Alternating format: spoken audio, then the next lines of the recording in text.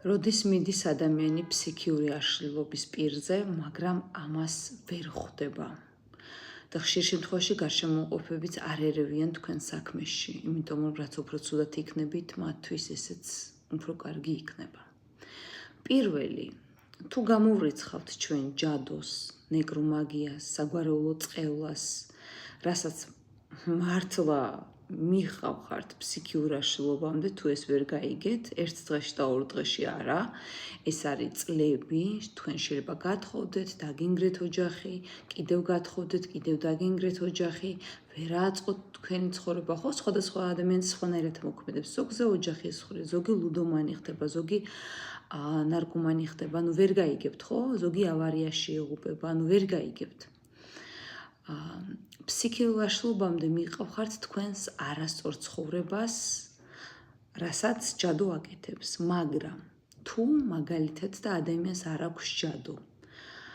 გამოიცვალა ერთი პარტნიორი, ამ პარტნიორმა იძალა და ტოქსიური იყო, დაუნგრია ცხოვრება, დაუქვეითა საკუთარი თავის სიყვარული, წაართვა მოტივაცია, თავს თუ აგრძნობინა, რომ არარაობაა, ყველაფერში ის არის დამნაშავე, ასე შემდეგ, ხელით დაკარებაზე უკვე ზედმეტია ლაპარაკი.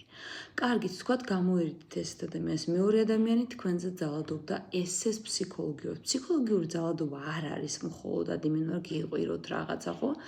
მაგალითად, ფსიქოლოგიურად შეიძლება იძალადოს ადამიანმა ყოველდღიურად, მაგალითად, სიტყვაზე რომ ავიღოთ. რატომ არ გააკეთე? ეს რო გითხარი, ყოველთვის შენ ხარ დამნაშავე, ეს გააკეთე, მე შენზე უკეთესი ვარ. ან მაგალითად ის ქალი შენზე უკეთესად რამეს აკეთებ. მაგალითად, ჩაგაცმევინოთ ადამიანმა, გითხრათ რომ ჩაიცვით, მიდიხართ სადმე და უცებ გითხრათ რომ გაიხადეთ, იმიტომ რომ მან ესე გადაიფიქრა. და სხვა კიდე მრავალი,